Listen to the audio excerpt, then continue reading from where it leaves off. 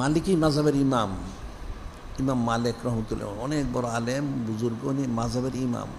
হাদিস, তফসির, ফিকহ, ফতোয়া সব ওনার ঠোঁটস্থ কণ্ঠস্থ মুখস্থ, অনেক বড় আলেম। বুনিয়ান শরীফের বড় আলেমদের মধ্যে উনি একজন। উনি অনেকবার হজ করেছেন, কিন্তু যখন বয়স অনেক হয়ে গেল, এটা মুক্তালি বর্ণনী 93 হিজরি বা 55 হিজরি ওনার বেলাদুস শরীফ, 179 হিজরিতে ওনার বিশাল 179 হিজরি। ওনার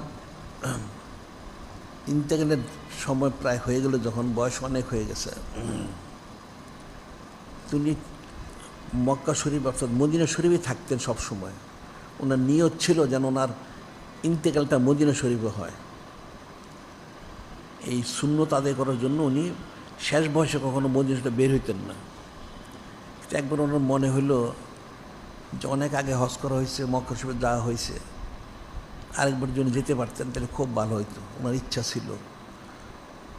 তিনি দোয়া করলেন আল্লাহ পাক ওনার কাছে, যে আল্লাহ পাক, আমার তো মনে চাচ্ছে একটু মক্কা শরীফে যাওয়ার জন্য, কিন্তু যদি মক্কা শরীফে যাওয়ার পরে সেখানে ইন্তেকাল হয়ে যায় তাহলে তোর মদিনা শরীফে আমার ইন্তেকাল হবে না। আপনি দয়া করে আমার কত হায়াত আছে এটা একটু জানায় দেন। আমার বয়স, হায়াত কতদিন আছে এটা আমি একটু জানিয়ে দিলে আমি সেইভাবে মক্কা শরীফে ঘুরে আসবো। অনেক দোয়া করলেন। দোয়া করবো, একদিন স্বপ্নে দেখলেন একটা পাঞ্জা, এরকম পাঞ্জা, একটা হাত, 5 আঙ্গুল স্বপ্নে দেখলেন। উনি যখন বললেন যে আমার কত হায়াত আছে, তখন উনি দেখানো হইল একটা পাঞ্জা, 5 আঙ্গুল হাত দেখানো হইল। হাত দেখলেন, উনি দেখে চিন্তা করলেন সব ব্যাপার থেকে কী কী বোঝানো হচ্ছে, 5 দিন, 5 মাস, 5 বছর, না কত বছর কি, উনি কোনো সিদ্ধান্তে বুঝতে পারলেন না। তখন যারা স্বপ্নের তাবিরবিদ ছিলেন, ওনাদের কাছে ওনার এক ছাত্রকে পাঠালেন, খাদেমকে, যে তুমি গিয়ে জিজ্ঞাসা করো ওনাদের কাছে যে এক ব্যক্তি একটা স্বপ্ন দেখেছেন, পাঞ্জা, এটার অর্থটা কী, তবে তুমি আমার নাম বলবে না, নাম বলো না, এমনি জিজ্ঞাসা করো। তো ওনার খাদেম গেছে একজন স্বপ্নের তাবিরবিদের কাছে, ওনাকে যখন বলা হয়েছে, তিনি বললেন যে হ্যাঁ ঠিক আছে, এটা আমি অর্থ বলবো, তবে শর্ত হচ্ছে কে দেখেছেন বলতে হবে, ওনার নাম না বললে আমি বলবো না। এখন তো হযরত ইমাম মালিক রহমতুল্লাহ ওনার খাদেমকে বলেছেন নাম না বলার জন্য, সে তো নাম বলে না, তাহলে ঠিক আছে সব উনি অর্থ করবেন না। খাদেম ফিরে আসলো, এসে বলল যে হুজুর এরকম উনি তো বলেছেন নাম না বললে উনি বলবেন না। ঠিক আছে, তখন বলতে না, ঠিক আছে তুমি নাম বলো। উনি যখন গিয়ে বললেন যে ইমাম মালিক রহমতুল্লাহ এটা দেখেছেন, তখন হ্যাঁ ঠিকই আছে, ওনার পক্ষে এটা দেখাটা স্বাভাবিক। ওই স্বপ্নের তাবির বলতেছেন যে ওনার পক্ষে দেখাটা স্বাভাবিক, এটা নিশ্চয় কোনো বড় আলেম দেখেছে, আমি আগেই বুঝেছি, এটা সাধারণ লোক দেখবে না, বড় আলেম দেখেছে, তো ওনার পক্ষে দেখা স্বাভাবিক। যেটা অর্থ আসলে, তো উনি বলতেছেন যে নিশ্চয় উনি যিনি খলিক, যিনি মালিক আল্লাহ, ওনার কাছে জানতে ইচ্ছেছেন ওনার বয়স কতদিন বাকি আছে। ওই তাবিরবিদ বলতেছেন উনি আল্লাহ ওনার কাছে জানতে চেয়েছিলেন নিশ্চয়ই যে ওনার হায়াত কতদিন বাকি আছে, এই জন্য ওনাকে পাঞ্জাটা দেখানো হয়েছে। এর অর্থ কি? এর অর্থ কোরআন শরীফে আছে। আল্লাহ ইন্নাল্লাহ ইনদাহু ইলমুস সাআহ ওয়া ইউনাজ্জিলুল গায়স ওয়া ইয়ালামু মা ফিল আরহাম ওয়া মা তাদরি নাফসুম মাযা তাকসিবু গাদা ওয়া মা তাদরি নাফসুম বিআইয়ি আরদিন তামুত ইন্নাল্লাহ আলিমুন খবীর। এর অর্থ এই আয়াত শরীফ। খাদেমকে বলে দিলেন অর্থ কি। অর্থ হচ্ছে, বলা হচ্ছে অর্থ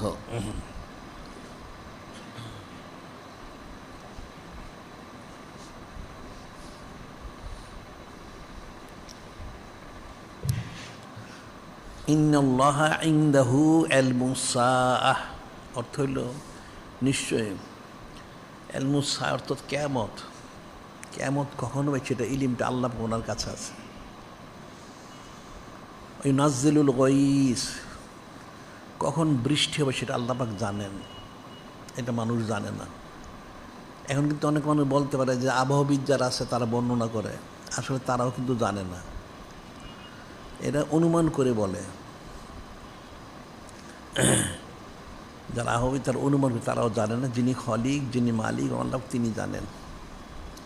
ওয়াইয়ালামু মা ফিল আরহাম, মা ফিল আরহাম, মায়ের রেহেমে কি ছেলে আছে না মেয়ে আছে এটাও কেউ জানে না।